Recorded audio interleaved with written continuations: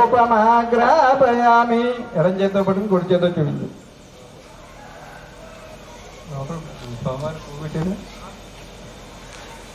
రూపమాగ్రాపయామి. దింబ్రశ్యామి దేవాయ పరమాత్మనే రాహిమాన్ నరకాద్గోస్వరూపిణే నమః. ఓం సిద్ధిదాయ నమః. ఓం సిద్ధాయ నమః. ఓం సిద్ధాయ నమః. గరుడామూర్తయే నమః. ఓం సమదర్శినే నమః. ఓం ఆత్మదర్శినే నమః. భర్త సంరక్షకాయ నమః. ఓం యజ్ఞపురుషాయ నమః. ఓం యజ్ఞాయ నమః.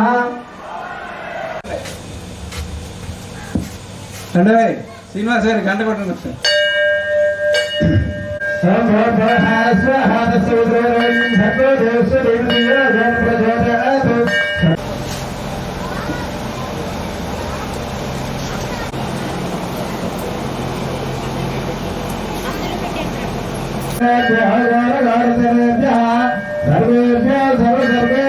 నమస్తే అస్తు.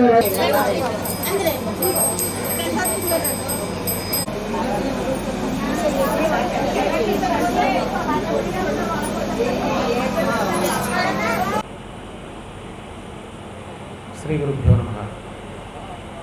శ్రీ సచ్చిదానంద సమర్థ సద్గురు సాయినాథ్ మహారాజ్కి జై.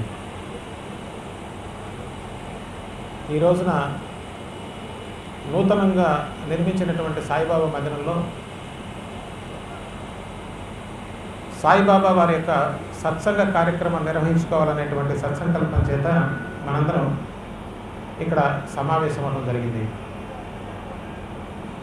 మొట్టమొదట సత్సంగము అంటే ఏమిటి, ఆ సత్సంగం యొక్క ఆవశ్యకత, దాని యొక్క అవసరం ఏమిటి అనేది మనం తెలుసుకున్నట్లయితే దాని యందు మరింత శ్రద్ధతో భక్తితో దాన్ని ఆస్వాదించి అది ఇచ్చేటువంటి ప్రయోజనాన్ని పొందేటువంటి అవకాశం ఉంటుంది. అయితే ప్రధానంగా మనం కొన్ని పదాలు వింటూ ఉంటాం. సత్సంగం అని, ప్రవచనం అని, ఉపన్యాసం అని, సమ్మేళనం అని, ఇలా రకరకాలైనటువంటి పదాలు వింటూ ఉంటాం. ఒక 4-5 కలిసి చేసుకునేటువంటిది సమ్మేళనం. ఒక 4-5 భక్తులు కలిసి, అంటే 4 వ్యక్తులు ప్రవచనం చెప్తూ ఉంటారు. బాబా గురించి వారి యొక్క ఉద్దేశాన్ని, వారు తెలుసుకున్నటువంటి విషయాన్ని తెలియజేస్తుంటారు. సహజంగా ఇప్పుడు మనం చూసేటువంటి ఎక్కువ శాతం అట్లాగే ఉంటాయి. 4-5 సాయి భక్తులు వచ్చి బాబా వారి యొక్క వైభవం గురించి, వారి యొక్క లీలల గురించి, వారికి ఉన్నటువంటి అనుభవాలని, వాటిని భక్తులకు ఉన్నటువంటి అనుభవాలను కూడా వ్యక్తం చేస్తుంటారు. అవి సహజంగా సమ్మేళనం. ఈ మధ్యకాలంలో మనం చూసాం, అంతర్జాతీయ సాయి భక్త సమ్మేళనం జరిగింది. అది ఒక విధానం. రెండవది ప్రవచనము అని చెప్తూ ఉంటాం. ప్రవచనం సహజంగా ఒక్కరు చెప్తూ ఉంటారు. చాగంటి కోటేశ్వరరావు గారు కానివ్వండి, గరికపాటి నరసింహరావు గారు కానివ్వండి, సాంబేద షణ్ముఖ శర్మ గారు కానివ్వండి, వారు ప్రవచనం చేస్తుంటారు. ప్రవచనము అనేసరికి ఏమవుతుందంటే ప్రకృష్టమైనటువంటి వచనం, అంటే శాస్త్ర సంబంధమైనటువంటి విషయాలని చక్కటి విశ్లేషణతో వచ్చినటువంటి భక్తులకి అర్థమయ్యే రీతిలో చెప్పి తదనుగుణంగా వారి జీవితాన్ని మలచడానికి నిర్దేశనం చేసి ఉంటాయి ప్రవచనాలన్నీ కూడా. అంటే రామాయణం కానివ్వండి, భారతం కానివ్వండి, భాగవతం కానివ్వండి, సాయి సచ్చరిత్ర కానివ్వండి, మహనీయుల యొక్క చరిత్రలు కానివ్వండి, ఏవైతే మన జీవితాన్ని చక్కని బాటలో పయనింపచేసే విధంగా, జీవితాన్ని అర్థవంతంగా తీర్చిదిద్దడానికి ఉపయుక్తంగా ఉన్నటువంటి అంశాలని ప్రస్తావన చేస్తూ, అదే భగవద్గీత కానివ్వండి, ఇటువంటి విషయాలన్నీ కూడా వారు చక్కగా మనకి ప్రవచనం చేస్తూ ఉంటారు. ప్రకృష్టమైనటువంటి వచనం జరుగుతూ ఉంటుంది. అయితే ఇంకొక రకం ఉంది, ఉపన్యాసం అని చెప్తూ ఉంటాం. ఉపన్యాసము అంటే ఆ పదంలోనే ఉంది అర్థం. ఉప అంటే దగ్గరగా, న్యాసము అంటే ఉంచుట, అంటే కొంచెం తీవ్రతరం ఎక్కువ అవుతూ ఉంటుందండి. అంటే ఉపన్యాసంలో ఏమవుతుంది, ఒక గురు శిష్య పరంపర లాంటిది వస్తుంటుంది అక్కడ. ఎట్లా అంటే ఆ చెప్పే వ్యక్తి మీద అఖండమైనటువంటి భక్తి విశ్వాసాలు ఉంటాయి. భక్తి విశ్వాసం లేకుండా అసలు ఎక్కడ వినగలండి? ముందు అసలు దాని మనకు అనురక్తి ఉండాలి కదా. అనురక్తి ఉండటం ఒక ఎత్తు, ఆ చెప్పే వ్యక్తి మీద గౌరవం ఉండటం రెండవ ఎత్తు. ఈ రెండు లేకపోతే మనం అసలు వినలేము. అది వినటమే కాకుండా మనం దాన్ని ఎట్లయినా సరే పొందాలి, దాన్ని చేరుకోవాలి, అదేమిటో తెలిస్తే అనేటువంటి భావం కనుక గట్టిగా ఉన్నట్లయితే వారిద్దరి మధ్య ఒక అన్యోన్య భావన ఉంటుంది. తద్వారా ఉపన్యాసం ఇద్దరు కలిసి దగ్గరగా వస్తారు. దేనికి? సత్యానికి దగ్గరగా వస్తారు, భగవంతుడికి దగ్గరగా వస్తారు, మహాత్ములకు దగ్గరగా వస్తారు. అది ఉపన్యాసం అని చెప్పబడుతుంది. అయితే అన్నిటికన్నా పరమ ఉత్కృష్టమైనది ఏమిటి, మహత్తరమైనది, గొప్పది ఏమిటి అంటే సత్సంగము. అన్ని పదాల్లోనే ఉంటాయండి. మనం జాగ్రత్తగా గమనిస్తే సత్తుతో సంగమించటం అన్నిటికన్నా పరమ ఉత్కృష్టమైనది సత్సంగం. అంతకు మించింది మరొకటి లేదు. ఎందువలన అంటే ఆదిశంకరాచార్యులు చెప్తారు, సత్సంగత్వే నిస్సంగత్వం, నిస్సంగత్వే నిర్మోహత్వం, నిర్మోహత్వే నిశ్చలతత్వం, నిశ్చలతత్వమే జీవన్ముక్తి అని చెప్తారు. అంటే జీవన్ముక్తి మనందరం కూడా తెలుసో తెలియకో అనేక పదాలు వాడుతూ ఉంటాం. నాకు మోక్షం కావాలని, నాకు ముక్తి కావాలని. అంటే వయసు పైబడుతున్న కొద్దీ వచ్చేటువంటి సంభాషణ ఎలా ఉంటుందంటే, ఈ జీవితానికి ఇది చాలా ఈ జీవితానికి మోక్షం వస్తే చాలు అంటాం. అది ఏమిటో తెలుసో తెలియదో మనకు తెలియదు పూర్తిగా. అంటే మనం ఆ పదం విని విని విని ఉంటాం. అయితే ఆ మోక్షం అనే పదం మనం ఏదైతే అంటున్నామో దాన్ని ఇవ్వగలిగినటువంటి శక్తి దేనికి ఉన్నదంటే ఒకే ఒక్క దానికి ఉన్నది, అది సత్సంగత్వం. అయితే ఆ సత్సంగత్వం యొక్క స్వభావం ఎట్లా ఉంటుంది అనేటువంటిది కూడా మనకి ఆదిశంకర్లు చెప్తున్నారు. సత్సంగత్వే నిస్సంగత్వం. ఇదేమిటబ్బా? సత్సంగం ఏమిటి, నిస్సంగం ఏమిటి అంటే సత్తుతో సంగమిస్తూ ఉండటం. అసలు సత్ అంటే ఏమిటి? ఇవన్నీ కూడా చాలా తీవ్రం. వాస్తవం చెప్పాలంటే హృదయంలో ఆ భగవతత్వాన్ని కానీ ఆ సత్యాన్ని కానీ తెలుసుకోవాలనేటువంటి అగ్ని బడబాగ్ని ఉన్నటువంటి వ్యక్తికి, అది తప్ప ప్రపంచంలో మరొకటి అక్కర్లేదనుకున్నటువంటి వ్యక్తికి, ఎవరికి చోకామేళ, తుకారాం, రామదాసు ఇటువంటి మహానుభావులైనటువంటి మహాభక్తులంతా కూడా ఆ సత్యం కోసమే వారి జీవితాంతం పరితపించారు. వారికి జీవితంలో మరొకటి అక్కర్లేదు, మరొకటి తెలియదు, వారికి ప్రపంచమే లేనటువంటి స్థితిలో బ్రతికినటువంటి వారు. వారి కోసం వారిని దృష్టిలో పెట్టుకొని చెప్పినటువంటిది ఈ సత్సంగము అనేటువంటిది. సత్ అంటే ఏంటో చెప్తారు వినండి. ఈ సృష్టిలో మీరు ఏదైనా తీసుకోండి, ఈ ఖగోళ గ్రహరాశుల దగ్గర నుంచి, అందుకోసమే పిపీలి కాది బ్రహ్మ పర్యంతం అని చెప్తుంటారు. పిపీలకం అంటే చీమ దగ్గర నుంచి బ్రహ్మ వరకు అన్నీ కూడా నశించిపోయేటువంటివి. ఇక్కడ ఏది కూడా శాశ్వతమైనది అనేటువంటిది ఏమీ లేదు. ఉందా? ఆలోచన చేయండి. అయితే ఒక్కటి ఉన్నది శాశ్వతమైనది. ఏమిటా అది అంటే అదే సత్ అంటారండి. అసలు ఇంకా మళ్ళీ జాగ్రత్తగా దీనికి శ్రద్ధ అవసరం అండి. ఏమిటి అంటే సాయిబాబా అడిగినటువంటి శ్రద్ధ అని చెప్తారు కదా. ఏమిటి శ్రద్ధ? మనకు లేదా శ్రద్ధ? మనకు కూడా చాలా శ్రద్ధ ఉంది. ధనం మీద శ్రద్ధ ఉంది. ఎంత శ్రద్ధ ఉందండి మనకి? ఉద్యోగం మీద శ్రద్ధ ఉంది, ఆస్తి మీద శ్రద్ధ ఉంది, పేరు ప్రఖ్యాతుల మీద శ్రద్ధ ఉంది, 10 మందిలో గొప్పగా లేవు, అనేక రకాల శ్రద్ధలు ఉన్నాయి. శ్రద్ధ లేనివాడు ఎవడున్నాడు? కానీ ఆ శ్రద్ధ గురించి సాయిబాబా చెప్పట్లా. మీరు ఏ మందిరానికన్నా వెళ్ళండి, ఇంకా నేను పూర్తిగా గమనించలేదు, ఈ మందిరంలో శ్రద్ధా సబూరి పెట్టారా? రావాలి, అవి వస్తాయి ఖచ్చితంగా. సాయిబాబా పక్కన మాత్రం శ్రద్ధా సబూరి ఉంటుంది. మరి ఎక్కడ ఉంటుందో మరి మనకు తెలియదు, కానీ ఖచ్చితంగా సాయిబాబా పక్కన పెడతారు. ఎందుకనంటే సాయిబాబా వచ్చిన ప్రతి భక్తుడికి మహాత్ముల యొక్క ఉద్దేశము, లక్ష్యము ఒకటే ఉంటుందండి. మనకి తెలిసినా తెలియకపోయినా, అంటే బిడ్డ చూడండి, పసిబిడ్డ వాడు మలమూత్రాదుల్లో పడి తిరుగుతూ ఉంటాడు, వాడికి తెలియదు. తెలుస్తుందా? చిన్నప్పుడు వాడు మలమూత్రాల్లో పడి తిరుగుతూ ఉంటాడు. తల్లి గబగబా వాడిని లాక్కొని వస్తుంది, ఒరే వెధవా ఏమిట్రా అని చెప్పి. వాడికి ఏం తెలుస్తుంది? శుభ్రంగా కడిగి శుభ్రం చేసి వాడికి స్నానం చేయించి మంచిగా పౌడర్ అది పూసి బట్టలు కట్టి బియ్యాలు వేసి పడుకోబెడుతుంది, పాలు కట్టి. ఇదే పరిస్థితి మన పరిస్థితి కూడా. మనకి తెలియదు, మన పరిస్థితి కూడా అట్లే ఉంది కదా. కాబట్టి సద్గురువు అయినటువంటి వారు తల్లితో సమానం అండి, తల్లి కన్నా ఎక్కువ. తల్లికి ఎందుకని తల్లి కన్నా ఎక్కువ ఉంటున్నానంటే, తల్లి మనసు ఏదైనా చేయాలంటుంది బిడ్డకి, కానీ అంత సామర్థ్యం ఉంటుంది ఆ తల్లికి. ప్రతి తల్లి తన బిడ్డ చాలా గొప్పగా, చాలా ఉన్నతంగా, ఆనందంగా ఆజన్మాంతం బ్రతకాలని ప్రతి తల్లికి ఉంటుంది. సాధ్యమేనా అది? కానీ సద్గురువైనటువంటి సాయినాథులు లాంటి తల్లికి బిడ్డ కనుక కొద్దిగా సహకరిస్తే అది సాధ్యమే. అందుకోసమే సాయిబాబా ప్రతి సందర్భంలో కూడా, నా గురువు నన్ను అడిగింది శ్రద్ధా సబూరి నాన్న, నాకు గుండు చేయించి నన్ను అడిగింది శ్రద్ధా సబూరి. మనం ఎక్కడి నుంచి ఎక్కడికి వచ్చాం? సత్సంగం నుంచి వచ్చాము.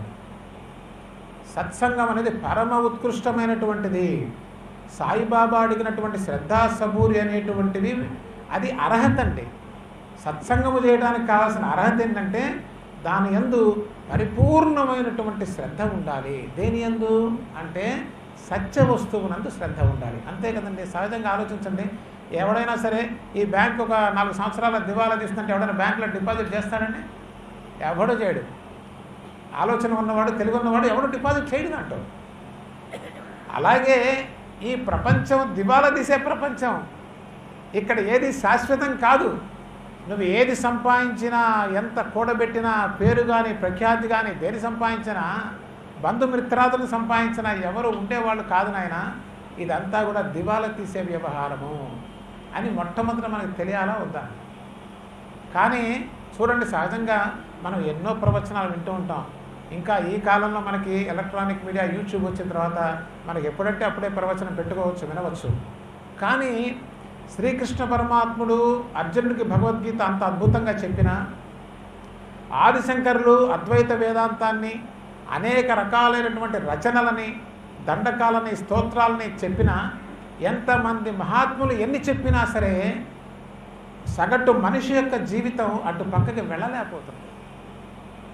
ఇది వాస్తవం కదా. ఎవరు ఎంతనా చెప్పనివ్వండి, వాళ్ళు చెప్పి చెప్పి అలసిపోవాల్సిందే. కానీ మన జీవితం అంటే మానవ జీవితం ఎందువలన ఆ సత్యము వైపు చూడలేకపోతున్నది అంటే వాస్తవం గమనించండి. మనం అందరం కూడా చాలా కండిషన్ అయిపోయి ఉన్నామండి. ఇది వాస్తవం. మనమందరం కూడా కండిషన్. దేనికి కండిషన్? మనం ఉన్న ఊరికి, మనకున్నటువంటి అలవాట్లకి, మనకున్న కట్టుబాట్లకి, మన ఇంట్లో వస్తున్నటువంటి ఆచారాలకి, మనం పుట్టినటువంటి మతానికి, మనం పుట్టిన కులానికి, మనకు ఉన్నటువంటి స్నేహితుల వల్ల, మన చుట్టుపక్కల ఉన్నటువంటి చుట్టాల వల్ల కంప్లీట్ ఎన్వైరన్మెంట్ మనల్ని ఒక కండిషన్ చేసింది కాదు. ఇక్కడున్న వ్యక్తి మానసిక స్థితి, మానసిక భావాలు, ఆలోచనలు, జీవన విధానం ఒక రకంగా ఉంటాయి. అమెరికాలో ఉండేటువంటి వ్యక్తి యొక్క భావనలు, ఆలోచనలు, జీవన విధానాలు ఒక రకంగా ఉంటాయి. వెరసి ఈ రెండూ కూడా ప్రపంచంలో ఏదో భయంకరమైన సుఖం ఉంది, సంతోషం ఉన్నది అనేది ఎందుకు నమ్మిందో తెలియదు, కానీ నమ్మిందండి కాదా. ఇప్పుడు మనం చేస్తున్న సత్సంగం అదేంటో కూడా చూసే వివరణ చెప్తాం. ఎంత చెప్పినా, ఎంత చదివినా, ఎంత చేసినా సరే మన కళ్ళ ముందున్న సత్యమే కదా. దీనికేం పెద్ద సైన్స్ ఏం అక్కర్లేదు. ఎన్ని విన్నా, ఎన్ని చేసినా, ఎంత చదివినా, ఎన్ని క్షేత్ర దర్శనాలు చేసినా, ఎన్ని నోములు చేసినా, ఎన్ని వ్రతాలు చేసినా, ఎన్ని పారాయణలు చేసినా సరే స్టిల్ నా మనస్సు ఎటు పరిగెడుతున్నదంటే ప్రపంచం వైపే పరిగెడుతున్నది. అవునా కాదా? చాలా తీవ్రంగా ఆలోచించాను. ఎందుకు పరిగెడుతుంది? మరి ఇప్పుడు వినదంతా ఏమైపోతున్నది? ఏం కారణం ఇది అంటే ఒకే ఒక కారణం అండి. నా మనస్సు పరిపూర్ణంగా ఈ ప్రపంచంలో నుంచి సౌఖ్యం ఉన్నది అనేటువంటి విషయాన్ని నమ్మి ఉందండి. దానికి దేవాది దేవతలు చెప్పిన అది వెనక్కి రాలేదు. దాన్ని వెనక్కి తీసుకొచ్చేటువంటి ఒకే ఒక మార్గం, ఏకైక మార్గం ఉన్నది భూమి మీద అంటే అది ఒక సత్ సంగము మాత్రమే. ఏమిటి అంటే ఈ ప్రపంచమంతా అసత్తు కదా, అశాశ్వతము కదా. అసత్ అంటే అశాశ్వతము, అది క్లియర్గా తెలుస్తుంది. దానికి మన పుస్తకం ఎందుకు, ప్రవచనం ఎందుకు దానికి? ఇది ఎప్పుడైతే మనకు అశాశ్వతం అని తెలిసిందో చెప్పటం కాదండి, మనం కొన్ని వేల లక్షల సార్లు వింటూ ఉంటాం. కొన్ని సందర్భాలు అనిపిస్తుంది ఏముందిరా ఈ జీవితం ఇంతే కదా అశాశ్వతం అని. కానీ మనస్సులో ఉన్నటువంటి కండిషన్ చాలా బలంగా ఉంది. ఎందుకు బలంగా ఉంది అని ఒక ప్రశ్న వేస్తే వచ్చిన సమాధానం ఏంటంటే అసలు దాన్ని విచారణ చేసి దాన్ని వాస్తవాన్ని దర్శించాలని అసలు ఎప్పుడైనా నువ్వు అనుకున్నావా? నాకు నేనండి. నువ్వు ఏనాడైనా సరే మనసు ఇంత విన్నాడు పరిగెడుతుంటున్నావే, ఏనాడైనా నీకు నువ్వుగా కూర్చొని నాయన అసలు ఏమిటి ఇది, అసత్యమైన విషయమా? అసత్యమైన విషయం అయితే నేను ఎందుకు దాని పట్ల పరిగెడుతున్నాను, దాని ఎందు నాకు ఎందుకు వాత్సల్యం ఉన్నది, ఎందుకు ఆలోచించాల్సి వస్తుందంటే ఈ ప్రపంచంలో ఏది చేసినా దుఃఖము ఖాయం. ఇది భయంకరమైన నిజం. ఆలోచన చేయండి. మీరు ఏదే చేయండి ప్రపంచంలో, భారతదేశ ప్రధాని లేదా ప్రపంచ ప్రధాని, ప్రపంచానికి ప్రధాని ఉండడు అనే చెప్తున్నా, ప్రపంచానికి ప్రధాని అయినా సరే సౌఖ్యము లేదు. ఉందా? ఈ ప్రపంచంలో ఏదన్నా చేయండి, మీరు దేన్నన్నా సాధించండి, దేన్నైనా పొందండి కాక పూర్ణ సుఖము లేదు. ఇది చూస్తే అయిపోయిందండి. ఇది చూడలేం మనం. కళ్ళకి గంతలు కట్టేసింది. ఎన్ని బాధలు పడుతున్నా, ఎన్ని కష్టాలు పడుతున్నా, ఎన్ని అవమానాలు పడుతున్నా సరే ఇంకా మనసు నమ్మి పరిగెడుతున్నది. ఎందుకంటే నీకు నువ్వు స్వయముగా విచారణ చెయ్యలేదు. ఎవరో చెప్తే వింటున్నాం మనం, కేవలం చెవులతో వింటున్నాం, ఆ చెవులతో వదిలేస్తున్నాం. ఏదో చెప్పాడులే, కాసేపు అయిపోయిందిలే. కానీ మన జీవితం ఎక్కడ మార్పే చెందట్లేదు. ఎక్కడ మార్పు, ఏదో సాగుతున్నది, ఏదో కొన్ని కార్యక్రమాలు జరుగుతుంటాయి.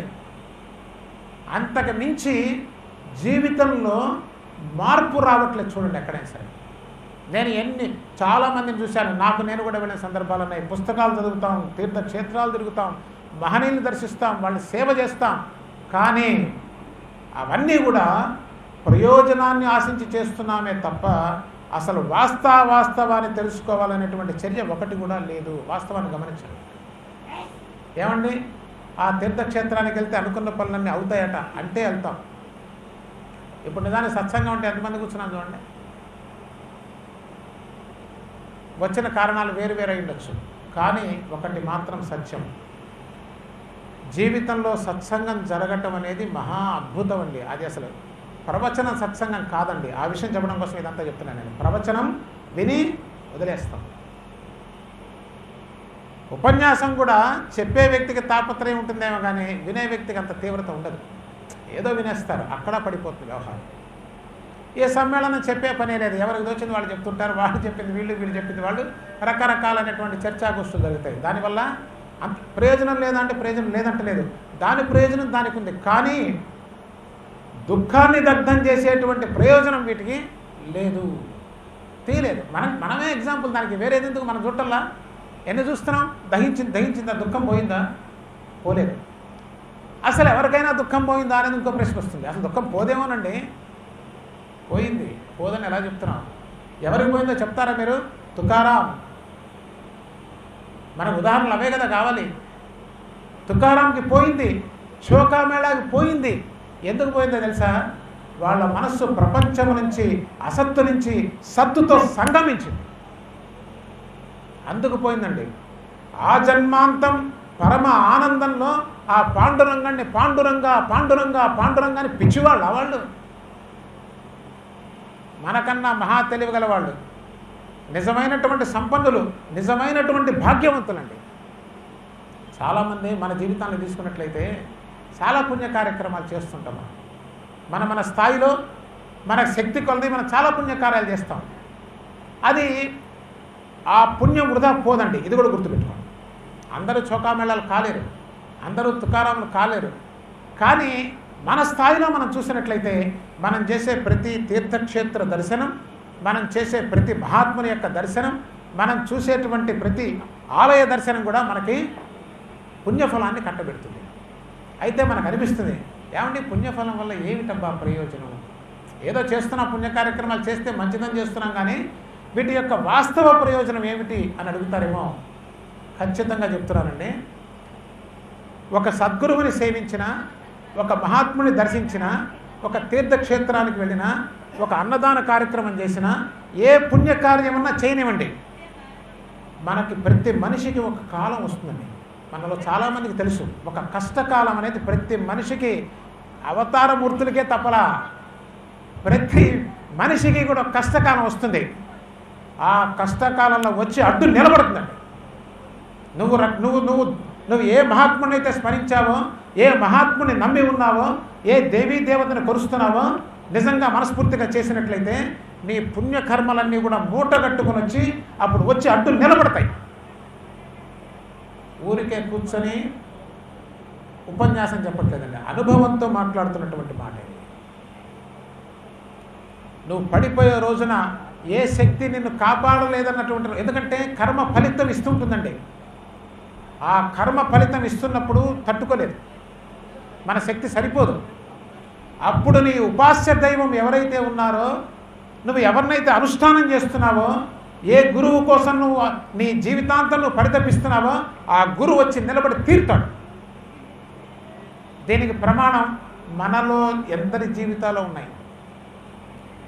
అన్నిటికన్నా ముఖ్యంగా సాయిబాబా వారు చెప్పినటువంటి మాట, నా భక్తుణ్ణి నేను నా 4 చేతులు అడ్డేసి కాపాడతానని చెప్పారు. నేను కాపాడబోతే ఎవరు కాపాడతారు వాడిని? అయితే నేను నిజంగా భక్తుణ్ణేనా అన్నది ఒక ప్రశ్న వేసుకోవాల్సి వస్తుంది. కేవలం గుడికి వెళ్ళి రావటం కాకుండా, అది మంచిది, గుడికి వెళ్ళి రావాలి, షిరిడి వెళ్ళాలి, సాయిబాబా హారతుల్లో పాల్గొనాలి, భజన సంకీర్తనలో మనసు మైమరిచిపోవాలి. ఇవన్నీ చేస్తేనే కదండి మనసు ఆనందపడేది. అవి చేయటమే కాకుండా సాయిబాబా తత్వాన్ని కూడా మనం తెలుసుకునేటువంటి ప్రయత్నం చేయాలి. అసలు సాయిబాబా ఏం చెప్పారు మనకి? సహజంగా మన మనసులో ఉండేటువంటి భావన ఏంటి ఎవరికైనా అంటే, ఎవరు సాయిబాబా దగ్గరికి వచ్చినా నా కష్టాన్ని తీరుస్తారనే వస్తారు. ఎవరు వచ్చినా కూడా సాయిబాబా దగ్గరికి మొట్టమొదట అదే ఉద్దేశంతో వస్తారు, నాతో మీతో అందరితో సహా కలిపి, అంతే కదండి. ఆ సహాయం తీసుకున్న తర్వాత అసలు సాయిబాబా ఎవరు, సాయిబాబాకు నాకు ఉన్నటువంటి బంధం ఏమిటి, ఆ బాంధవ్యం ఏమిటి, వాస్తవమైనటువంటి సంబంధ బాంధవ్యం ఏమిటి? 2 రకాలు ఉన్నాయండి బాంధవ్యంలో. ఇప్పుడు బైజామా సాయిబాబాని తమ్ముడు అని పిలిచింది, తాత్య మామ అని పిలిచాడు. ఇట్లా శ్యామ ఒక స్నేహితుల్లాగా చూసుకున్నాడు. ఎవరికి ఎట్లా అనిపిస్తే వారు అట్లా సాయిబాబాని దగ్గరయ్యారు, సాయిబాబాకు దగ్గరయ్యారు. దాన్ని కాదల్లా సాయిబాబా. కానీ వాస్తవమైనటువంటి సంబంధ బాంధవ్యం వేరే ఉంది. ఏనన్నా? ఓకేనా? ఏం అక్కర్లేదు, మన హాయిగా ఉంది ప్రాణం. ఈ సత్సంగమే మంచి ఫ్యాన్, నాకు వేరే ఫ్యాన్లు అక్కర్లేదు. బాగుంది అన్న, గాలి వస్తుంది అటు ఇటు వస్తుంది కదా, చాలు. ఎందుకంటే ఒకటండి, మనిషి జీవితంలో సంవత్సరాలు మనం చూస్తూ గడిచిపోతూ ఉంటాయి, కానీ ఏ జీవితంలో సత్సంగం జరుగుతుందో ఆ జీవితమే సాఫల్యమైన లెక్క. మిగతావన్నీ కూడా ఏవో జీవ జంతువుల్లాగా జీవించి తిని కార్యక్రమం చేసి పోవటమే తప్ప ఏం ప్రయోజనం చెప్పండి. జీవితం దుఃఖమయం కాదు. వాస్తవంగా మన విధానాన్ని బట్టి, మనం వెళ్ళే మార్గం బట్టి జీవితం అంతా కూడా దుఃఖమయమైపోయింది. అందుకనే పరమాత్మ స్వరూపమైనటువంటి శ్రీకృష్ణ పరమాత్మ కూడా, ఒరే నాయన, ఈ ప్రపంచం గొప్పదనుకుంటున్నామేమో, ఇది దుఃఖాలయం రా అని చెప్పారు. ఈ ప్రపంచంలో పరిగెడుతున్నాం ఈ మాదిరిగా అసలు తిండి చూసుకోవటంలా మనం చూస్తున్నాం కదండి. ఈ రోజున మన జీవితాలు ఎట్లా ఉన్నాయో, తిండి బట్టల, సమయం బట్టల, ఆరోగ్యం బట్టల, ఏమీ బట్టల, కానీ ఒకటే, ప్రపంచంలో పరిగెడుతున్నాం. ఎందుకురా? సంతోషం వస్తుందని. వచ్చిందా? ఇంతవరకు రాలేదు, రేపు వస్తుంది. ఏమిటో ఆ నమ్మకం. అందుకని మనం పొరపాటు పడతామని చెప్తున్నారని మహాత్ములు. శ్రీకృష్ణ పరమాత్మ భగవద్గీతలో కూడా చెప్పిన అంశం ఏంటంటే, ఈ ప్రపంచం దుఃఖాలయం, దుఃఖాలయం, దుఃఖాలయం. ఇప్పుడన్నా వెనక్కి తిరుగు మిత్రమా. ఎక్కడ తిరగాలి స్వామి? వెనక్కి, సత్యము వైపుకి. అదే ఆ సత్యముతో సంగమించటమే సత్సంగము. ఇప్పుడు అర్థమవుతుంది కదండి.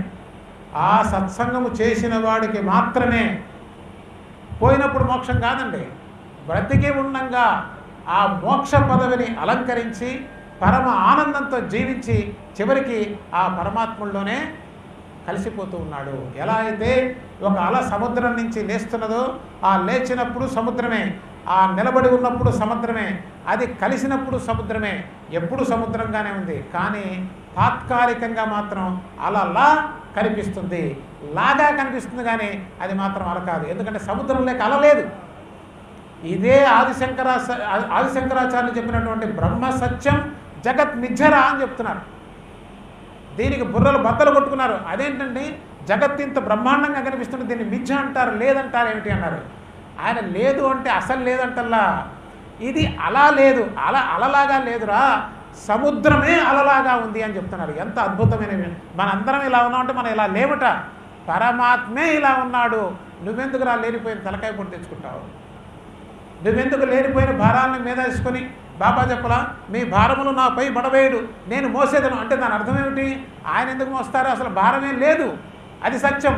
లేని భారాన్ని మీద వేసుకొని బాధపడుతున్నావు. ఎలాగైతే లేని అలని ఉన్నదనుకొని భయభ్రాంతులకు గురవుతున్నావు. అలలాగా లేదు, సముద్రమే అలలాగా ఉంది. ఆ అల సముద్రమే అవుతున్నది. ఎలా అయితే ఈ యావత్ ప్రపంచం, మీరు నేను, యావత్ జీవకోటి అంతా కూడా కేవలం ఆ పరమాత్మ స్వరూపమే తప్ప తద్భిన్నము కాదు అని ఆదిశంకరాచార్యులు చెప్పినటువంటి వచనం. అందుకని వారు చెప్తున్నది ఏంటంటే, నాన్న ఈ ప్రపంచం జగత్తు మిథ్య, మరి ఏమి సత్యం? బ్రహ్మ సత్యం. ఇక్కడ బ్రహ్మం అంటే సముద్రం, ప్రపంచం అంటే సముద్రంలో లేచేటువంటి అలలు, బుడగలు, నురుగులు, దానిలో వచ్చేటువంటి అనేక రకాలైనటువంటి కదలికలు, అది మొత్తము కూడా మిథ్య. ఎట్లా? దానిగా మిథ్య, బుడగగా మిథ్య, అలగా మిథ్య, సుడిగుండంగా మిథ్య. అదంతా పరమాత్మ వేస్తున్నటువంటి ఒక నాటకం. అంతకు మించి ఇక్కడ ఏమీ లేదురా. ఏమీ లేని దానికోసం ఎందుకు పరిగెడుతున్నావు? ఎక్కడికి పరిగెడుతున్నావు? చాలా తేలిగ్గా అనిపిస్తుంది వింటూ ఉంటే, కానీ అది మనస్సు దర్శించాలండి. మనస్సు దర్శించాలంటే జరగవలసింది ఏంటంటే, ఒక సద్గురువు యొక్క సమాశ్రయం తప్పనిసరి. అంత తేలిగ్గా బోధపడితే ఇన్నాళ్ళు మహాత్ములు ఇన్ని రకాలుగా చెప్పినా ఎందుకు మనిషి దుఃఖపడుతున్నాడు? ఎందుకు అటే పరిగెడుతున్నాడు? దక్షిణ దిక్కుగానే పోతున్నాడు. నీ అనుభవం, నా అనుభవం, మన అందరి అనుభవం కూడా ఇంతవరకు ఆ సౌఖ్యాన్ని పొందినటువంటి దాఖలాలు ఎక్కడా లేవు. అసలు సుఖమే లేదా అండి జీవితంలో అంటే? వస్తున్నది సుఖం, కానీ అంతా సుఖమల్పం బహుక్లేశ విషయగ్రాహిణాం రుణాం అనంతం బ్రహ్మనిష్టానాం. అంటే సుఖం అల్పంగా ఉంది, బహుక్లేశ ఎంతో కష్టపడితే ఇంత సుఖం వస్తుంది కదా. ఈ సుఖం అనంతంగా ఉంది. ఎవరికయ్యా అంటే బ్రహ్మనిష్టానం. ఎవరైతే ప్రపంచం నుంచి వెనక్కి తిరిగి ఆ సత్యాన్ని దర్శిస్తున్నాడో వాడికి అనంతంగా ఉన్నది. అయితే ఒకటి మనం ఎన్ని రోజులైనా చెప్పుకోవచ్చు, అది ఉపన్యాసమో ప్రవచనమో సమ్మేళనం అవుతుంది, సత్సంగం కాజాలదు. సత్సంగం అంటే ఒకళ్ళకి చెప్పడం కాదండి.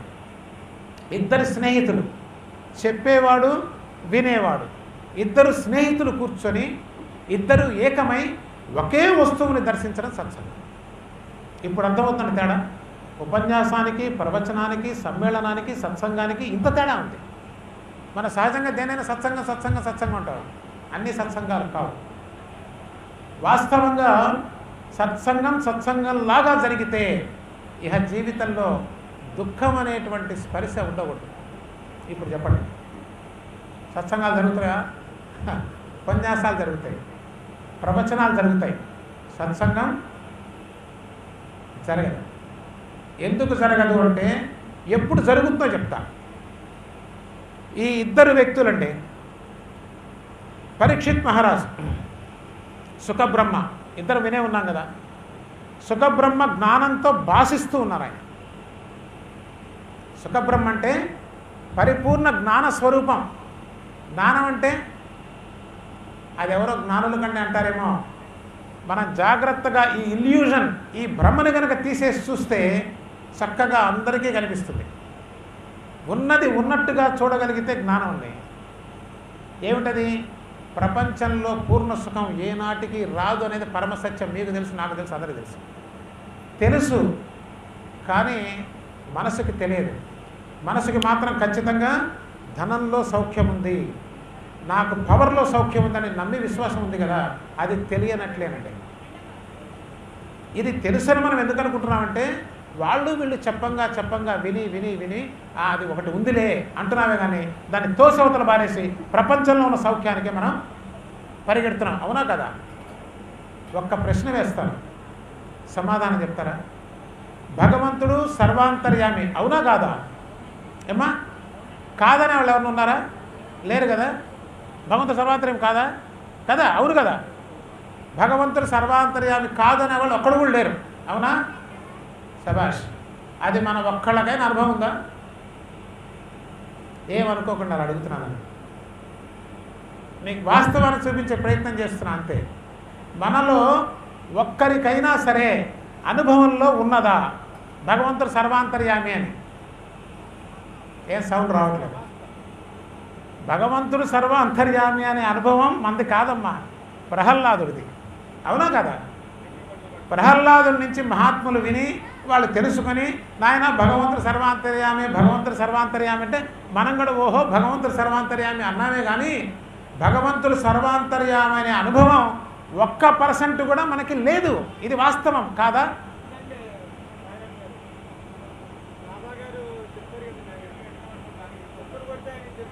అది బాబాకి తెలిసింది. నేను అడిగేది మన సంగతి. కూర్చోండి, మన సంగతి అడుగుతున్నా నేను.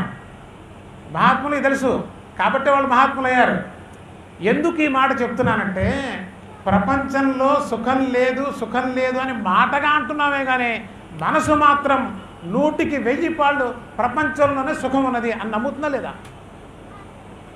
అంటే మన కళ్ళకి కనిపించే విషయాన్నే మనం పట్టుకోలేనటువంటి దౌర్బల్య స్థితిలో ఉంది మనస్సు. ఇది వాస్తవం కాదా? ఇది సత్సంగం అండి. అంటే సత్యాన్ని సూటిగా సుస్పష్టంగా చూడగలిగినటువంటి శక్తి కావాలి మనకి. మనస్సు యొక్క దౌర్బల్యం చూడలేకపోతున్నది. కారణం ఏంటి? ఇందాక చెప్పుకున్నట్టుగా కండిషన్ అయిపోయిందండి. Condition condition condition. ఏం కండిషన్ అంటే ఇదే. ప్రపంచంలో సౌఖ్యం ఉందిరా, డబ్బులో సుఖం ఉంది, పవర్లో గొప్పతనం ఉంది. ఎక్కడ గొప్పతనం ఉంది? ఎంతమంది పవర్ ఉన్న వాళ్ళు రోడ్ల మీద పడి తిరుగుతున్నారు, మన కళ్ళ ముందు చూడలేదా? జైళ్ళల్లో పడి బతుకుతున్నారు, మన కళ్ళల్లో చూడలేదా? నిజంగా ఉందా అండి? మనకి ఉంటుందిగా, కొద్దో గొప్ప డబ్బు లేకుండా ఉండదుగా. కానీ మనకి సౌఖ్యం ఉందా? వాస్తవం, ప్రపంచంలో సౌఖ్యము లేదు లేదు లేదు అని కోటిసార్లు చెప్పినా నేను చూడాలి ఫస్ట్. అట్లా చూసేటువంటి కార్యక్రమమే, అట్లా చూసేటువంటి మానసిక స్థితిని మాత్రమే సత్సంగము అంటాం తల్లి. మిగతావన్నీ కూడా ప్రవచనాల కింద ఉంటే అన్యదా భావించకండి, సత్యం చెప్పే ప్రయత్నమే. ఇందులో మొహమాటం ఏముంటుంది కదా? అది నేను మొహమాటంతో ఏదో మీ మనసును ఆనందపరిచేటువంటి 4 మాటలు చెప్పాను అనుకోండి, అది ప్రవచనమే అవుతుంది. దాని ప్రయోజనం దానికి ఉంది, లేదంటే లేదు. కానీ దుఃఖాన్ని మాత్రం నాశనం చేయలేదు తల్లి. దుఃఖాన్ని నాశనం చేసే శక్తి దేనికి లేదు. ఒకే ఒక్క దానికి ఉంది, అది సత్సంగమునకు మాత్రమే ఉన్నది. సత్సంగం అంటే మీకు రుచి చూపించా కదా. మన అనుభవంలో లేని దాన్ని మనకు చెప్పకూడదండి. చెప్పచ్చా? చెప్పకూడదు. భగవంతుడు సర్వాంతర్యామి మన అనుభవం కాదు. ఆ క్లారిటీ, ఆ నిజాయితీ కనీసం వస్తే అక్కడ శ్రద్ధకి పుట్టుకకి పురుడు పోసుకున్నట్లు లెక్క. అది శ్రద్ధ. అర్థమవుతుందమ్మా? బాబా అడిగినటువంటి శ్రద్ధ అది, నిజాయితీ. అది నీ వరకు నువ్వు నిజాయితీగా ఉండు నాన్న. వాడెవడనుకుంటాడో వీడెవడనుకుంటాడో, వాడు వీడు ఎవడురా, నీవే నీకు కాకుండా పోతున్నావు. కాలగమనంలో రాజులు, మహారాజులు, మహాత్ములు ఎందరో కాలగర్భంలో కలిసిపోయారు. నువ్వెంత నేనెంత? శ్రీకృష్ణ పరమాత్మ చెప్పింది కూడా కదా, ఈ దేహం కూడా కాలగర్భంలో కలిసిపోతుంది. సాయిబాబా చెప్పింది కూడా అదే, మహల్సాపతికి మహల్సా, కొద్ది కాలంలో నా స్థానానికి నేను వెళ్ళిపోతాను. నేను భౌతికంగా ఉండి మీకు తెలియజెప్పడానికి ఇంత తాపత్రయపడుతుంటేనే మీరు ఎవరు అర్థం చేసుకోవటం లేదే. నా స్థానంలో నేను ఉంటే మీరు తెలుసుకునే ప్రశ్నే లేదురా. ఎంత బాధపడిపోయాడో సాయిబాబా. మహాత్ములు బాధపడతారండి. మనం ఏంటంటే చాలా క్యాజువల్గా తీసుకుంటాం. ఎందుకనంటే మన సీరియస్నెస్ ఇక్కడ లేదు, సీరియస్నెస్ ప్రపంచంలో ఉంది. ఇది అత్యంత దురదృష్టకరమైన విషయం. ఎవరికి అంటే నేను ఆనందంగా బ్రతకాలనుకునే వ్యక్తికి ఇది అత్యంతకరమైన దురదృష్టకరమైన విషయం. అలా అని చెప్పి ప్రపంచాన్ని అంతా వదిలే సన్యాసం తీసుకోమంటారా? అక్కర్లేదు. మీకు ఇంకో రహస్యం చెప్తున్నా. ఎవరైతే ప్రపంచంలో ఆనందం లేదని తెలుసుకున్నాడో వాడు ప్రపంచంతో ఆడుకుంటాడండి. ఇది శ్రీకృష్ణ పరమాత్మ చేసింది, ఇది సాయిబాబా చేసింది, ఇది మహాత్ములందరూ చేసినటువంటి, ఇది మహత్తరమైనటువంటి రహస్యం. మన బుద్ధి గనక పదునెక్కితే, మనం గనక సుస్పష్టంగా చూడగలిగితే ఎవరు ఆనందంగా బ్రతకగలరో తెలుసా తల్లి? ఉన్నది ఉన్నట్టుగా చూసినప్పుడు. ఉదాహరణ చెప్తా మీకు. సంసారం ఉంది, అదేగా మనకు పెద్ద సమస్య. ఇక్కడ ఉన్న వాళ్ళందరికీ సంసారమే పెద్ద దుఃఖం. సంసారం వాస్తవం అనుకున్నావా నేను చంపేస్తుంది. మనందరం అదే పరిస్థితిలో ఉన్నాం. అమ్మో నేను చేయకపోతే ఎట్టా, అమ్మో నేను చేయకపోతే ఎట్టా, ఇది కాకపోతే ఎట్టా. అది ఒరే నాయన నీ చేతుల్లో ఉందా చెప్పు, ఆలోచించు. మన చేతుల్లో ఉంటే మనం బ్రహ్మాండంగా చేసేయమండి. నీ చేతుల్లో ఎంతవరకు ఉందంటే నువ్వు ఎంత చేయగలవో అంతవరకే ఉంది. ఎలాగా ఇది వాస్తవం కాదు కదా, ప్రపంచమే వాస్తవం కాదురా నాయన అంటుంటే ఆ ప్రపంచంలో ఉన్న సంసారం వాస్తవం ఎట్లా అవుతుంది? నీవు దాన్ని సుస్పష్టంగా చూడగలిగావా? ఆ సంసారాన్ని అలవోకగా దాటేయగలం. ఎలాగంటే విష్ణుమూర్తి పడుకొని ప్రపంచాన్ని మొత్తాన్ని ఎట్లా పాలిస్తున్నాడో అంత తేలిగ్గా సంసారయానం జరిగి తీరుతుంది. అందులో ఏ సందేహం లేదు. ఎక్కడ సమస్య ఉందంటే ఈ సంసారమా, అమ్మో నా వల్ల ఎక్కడవుతుంది, నేనేం చేస్తాను, ఇది చేయకపోతే నన్నేమనుకుంటారు, ఈ అనేకమైనటువంటి ఆ భ్రమల చేత ఈ బాధలంతా కూడా సగటు మనిషి కొందెచ్చుకుంటున్నాడండి. వాస్తవం చెప్తున్నా, ఈ ప్రపంచంలో మీ గురించి నా గురించి పట్టించుకునేవాడు ఎవడు లేడు. వాస్తవం అట్లా అనిపిస్తుంది మనకి, అదొక భ్రమ. ఈ భ్రమలు మొత్తం చరమగీతం పాడాలంటే ఒకే ఒక మార్గం సత్యాన్ని దర్శించటం మాత్రమే. అన్య మార్గాలు ఏవి పని చేయవండి, ఇంతవరకు పని చేయలే. ఎప్పుడు నీవు సత్యాన్ని దర్శించావో ఈ ప్రపంచమే నీకు ఆట స్థలం అయిపోతుంది. ఆడుకుంటావు. అమ్మ రానన్నా ఇంటికి వెళ్దాం అనగానే అలా పరిగెడతావు. అలాగే కాలం అయిపోయింది అనగానే పోదాం మన ఇంటికి వెళ్ళిపోతావు. దుఃఖం ఎక్కడుంది? మోక్షం మరణించిన తర్వాత పిచ్చివాడు అనుకునేటువంటి ఆలోచన, మోక్షం బ్రతికుండంగా రాని మోక్షం పోతే వస్తుందా పిచ్చి ఆలోచన కదా. ఉదాహరణ చూడండి, ఈ మహాత్ములంతా కూడా బ్రతికుండంగానే దివ్యమైనటువంటి ఆనందంలో ఓలలాడారండి. జీవితంలో కష్టం ఉంది అంటే అది అజ్ఞానానికి మూలం. ఇది గుర్తుపెట్టుకోండి. ఎక్కడెక్కడ దుఃఖం కనిపిస్తున్నది, ఎక్కడెక్కడ కష్టంగా ఉంది, ఎక్కడెక్కడ బాధగా ఉంది అంటే అది అజ్ఞానం విలయ తాండవం చేస్తున్న లెక్క. పరమ వాస్తవం చెప్తున్నాను తల్లి, ఇక్కడ ఏమీ లేదు అసలు. ఎందుకు లేదంటే ఉన్నది సముద్రం రా నాయన. అలా కాదు, బుడగలు కాదు, బుద్భుతాలు కాదు, నురుగు కాదు, ఏమీ కాదు. ఉన్నది ఒకే ఒక పరమాత్మ. వదిలేసేయి. దేన్ని? బాధ్యతని కాదు, బరువును వదిలేసి. బరువును ఎప్పుడు వదిలేసావో వాస్తవం చెప్తున్నా తల్లి, మీ బాధ్యతని మీలాగా చేసేటువంటి వాళ్ళు అసలు ఎవరు ఉండలేరు. అలా చేసిన వాళ్ళే మహాత్ములంతా కూడా. మనం ఒకళ్ళని చేసుకుంటేనే మనం తట్టుకోలేకపోతున్నామే. ఆయన ఎన్నో వేల మంది గోపికలు కదా, ఎంతోమంది భక్తులు ఆయన కోసం అల్లాడి అసలు ప్రపంచంలో ఇంతవరకు శ్రీకృష్ణ పరమాత్మకు ఉన్నటువంటి అద్భుతమైన భక్తులు మీకు ఎక్కడ కనిపించారు? ఒక్కొక్కళ్ళు ఒక్కొక్క వజ్రఖండం అండి. చోకామేళ, తుకారాం, నామదేవ్, ముక్తాబాయ్, జానాబాయ్, కొన్ని వందల వేల మంది ఉన్నారు. పోనీ వీళ్ళు ఏమైనా సామాన్యులు అంటే ఒక్కొక్కళ్ళు ఉద్దండులు. అంటే దాని అర్థం ఏంటంటే శ్రీకృష్ణ పరమాత్మ పోయి వాళ్ళకి సేవ చేశాడు. అది వాళ్ళ స్థాయి. ఎంత అద్భుతం ఉంటే అసలు వింటుంటే. అరే మొన్న చాలాసార్లు వెళ్ళాను పండరీపురం. లాస్ట్ టైం వెళ్ళినప్పుడు ఆ స్వామి మందిరం ఎదురుకుండా ఒక సమాధి ఉంది. నాకు తెలియదు అప్పటి వరకు. అక్కడ ఆయన అడిగా, ఏమిటండి సమాధి అని. శోకామేళ సమాధి అన్నాడు. అసలు సమాధానం కూడా తెలియదు నాకు, అది దేవాలయం అనుకుంటున్నాను నేను. శోకామేళ సమాధి అన్నాడు. దాని గురించి కొంచెం 2 ముక్కలు చెప్తారా అన్న. ఏం లేదండి, చోకామేళ అనే భక్తుడు పండరీపురంలో ఉండేవాడు. ఎప్పుడు ఆయన వేరే పని లేదు, పాండురంగా అనేవాడు. అంటూ ఆయన పని ఆయన చేసుకునేవాడు. అంటే అలవోకగా నడిచిపోయేది. అసలు ఆయనకి స్పృహ ఉండేటువంటి విషయం కాదు.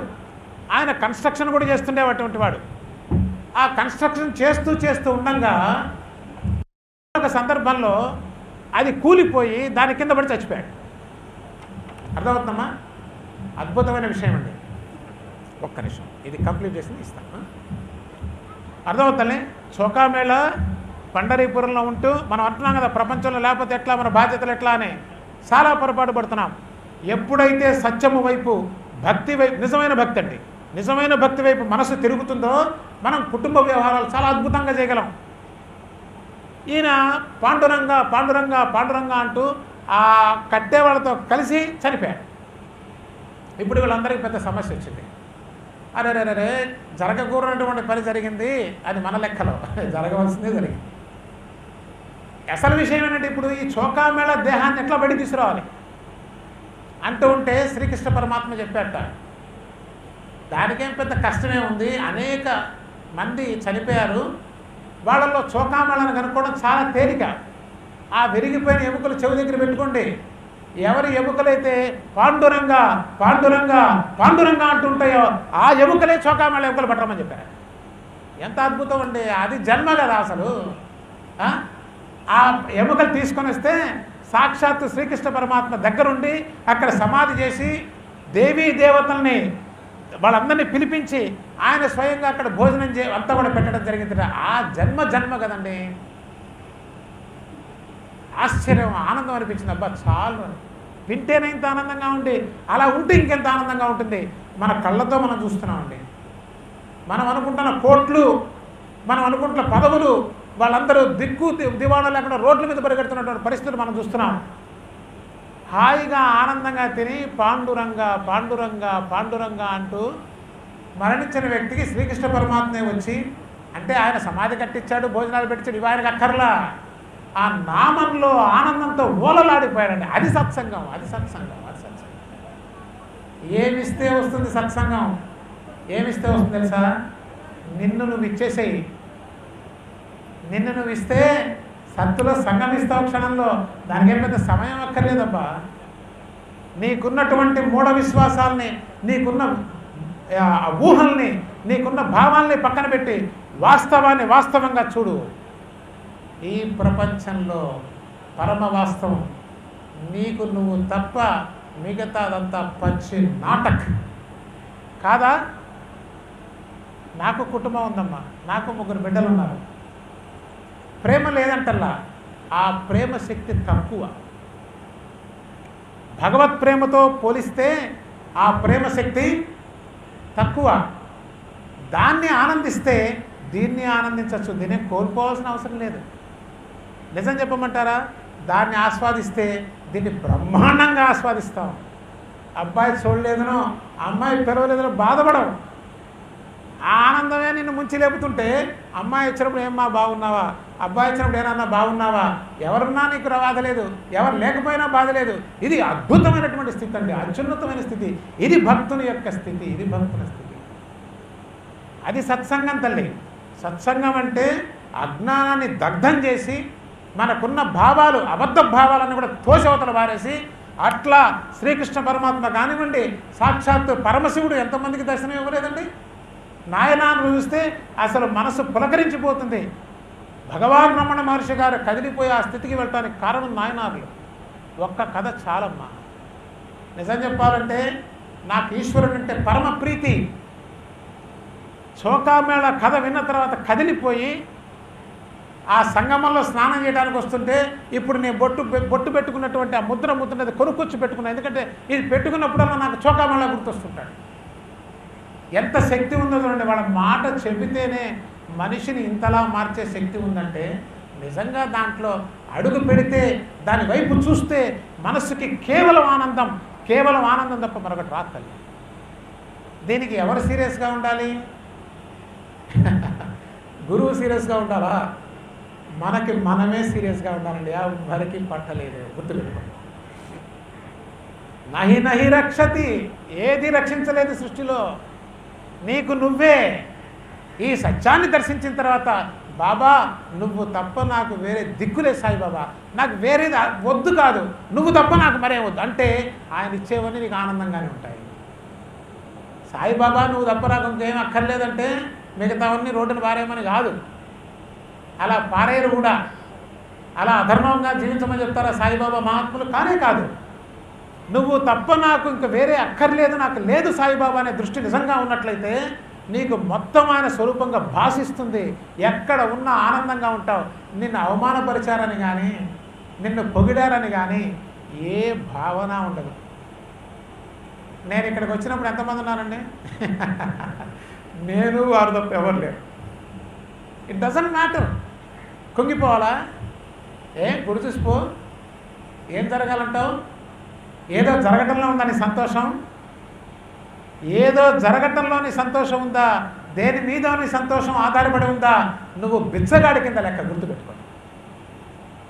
స్వయం సహా నువ్వు ఆనందంలో ఓలలాడుతున్నప్పుడు నీకు ఎవడు ఉంటే ఎవడు లేకపోతే నువ్వు ఇంట ఉంటే గుళ్ళు ఎక్కడ ఉన్నా ఏ స్థితిలో ఉన్నా అదేనండి భక్తుడి యొక్క గొప్పతనం ఏంటంటే ఒక స్థితి మీద ఒక పరిస్థితి మీద ఒక కారణం మీద ఆధారపడి ఉండదు.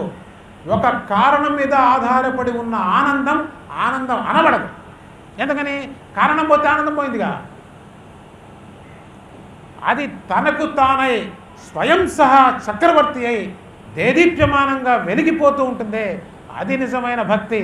ఆ భక్తే ఆనందం అండి. ఆ ఆనందానికి మూల బిందువు, మూల స్తంభం సత్సంగం. ఇప్పుడు అర్థమవుతానన్న, అది సత్సంగం. అంతేగా నాకు కబుర్లు చెప్పుకొని పోయే సత్సంగం కాదు. నిలదీసి నిలబడి సర్వశక్తిని ఒడ్డి సత్యాన్ని దర్శించి ఎందరో మహాత్ములు పొందారు. దాన్ని పొందటానికి నాకు మీకు మనిషిగా పుట్టిన ప్రతివాడికి అర్హత ఉంది. ఎంత దుర్మార్గుడైనా ఎంత పాపాత్ముడైనా అంతకుముందు ఎలా బ్రతికినా సరే ఎందుకు అలా బ్రతికాడు? ఆ సత్యాన్ని చూస్తున్నాడు కాబట్టి బ్రతికాడు. అంతేనండి. సత్యాన్ని చూశాడు. ఎంతసేపు పడుతుందండి వాడికి ఆనందం రావడానికి? మీరు చాలా తేలిగ్గా చెప్తున్నారు, ఇదంతా నిజం అంటారు. మీకు ఉదాహరణ చెప్తాను. ఒక ఇల్లు ఉందండి. ఆ ఇల్లు ఒక గది మూసేశారు. ఎప్పుడు? 20 ఏళ్ల క్రితం. చీకటి. 20 ఏళ్ల తర్వాత తలుపు తీసి లైట్ వేశారు. ఎంతసేపు పడుతుంది కాంతి రావడానికి? అంతేసేపు పడుతుంది. ఎప్పుడు నీవు పరిపూర్ణమైనటువంటి శ్రద్ధతో చిచ్చి ఈ జీవితం నాకు అక్కర్లేదు, ఎందుకనంటే ఏం చేసినా సుఖం లేదు, ఏం చేసినా సంతోషం లేదు. నువ్వు ఇప్పుడు చెప్తున్నావా? మహాత్ములు ఎప్పుడో చెప్పారు. ఇక్కడ లేదురా నాయన. ఉందని ఎవడు చెప్పాడు? నువ్వు అనుకుంటున్నావు. నీవు ఎప్పుడైతే వాస్తవం నీవు సూటిగా దర్శిస్తావో, ఎప్పుడు దర్శించగలవంటే నీకున్న కండిషన్స్ అన్ని కండిషన్స్ అని తెలిస్తే వాటిని తోసిపారేసి చూస్తావో ధన్మం లైట్ వెలుగుతాను. ఫినిష్. అట్లా వెలిగినటువంటి మహాత్ములు ఎంతమందో ఉన్నారు. ఒక్క అనుభవం మార్చేలేదా భగవాన్ రమణ మహర్షిని? ఒక్కరోజు జరిగినటువంటి సంఘటన మార్చేయలేదా? అది స్పెషల్ కాదండి. నీలో ఉన్నటువంటి త్రికరణ శుద్ధి, అదే శ్రద్ధ, మనసా వాచా కర్మణ మీరు నమ్మి కదిలితే అది ప్రతి వారికి సాధ్యమే. అక్కడే ఉన్నది మానవ జన్మలో ఉన్న గొప్పతనం కదా. ఇంకా నేను దక్షిణానికే పోతానంటే భగవంతుడు కాదు, ఎవడు ఏం చేయడండి. ఎవరికి అక్కర్లా. గురువుల యొక్క బాధ్యత అనుకుంటున్నారా? కానే కాదు. అలా అయితే శ్రీకృష్ణ పరమాత్మ అందరినీ మార్చిపడేయాల్సి ఉన్నాడు. బాబా బాధ్యత అనుకుంటున్నారా? కానే కాదు. అలా అయితే బాబా అందరిని మార్చేయచ్చుగా. బాబా ఏం చెప్పారంటే 1-2 సార్లు చెప్పి చూస్తాం, లేకపోతే నీ కర్మకు నిన్ను వదిలేస్తాం. ఫినిష్. ఎందుకో తెలుసా అండి? వాళ్ళ బాధ్యత పెట్టుకుంటే వాళ్ళ సంసారాలు అవుతారు. అర్థమవుతుందా? It is very clear. పుట్టవలసిన అగ్ని నానాగ్ని నీలోనే. చెప్పాలా?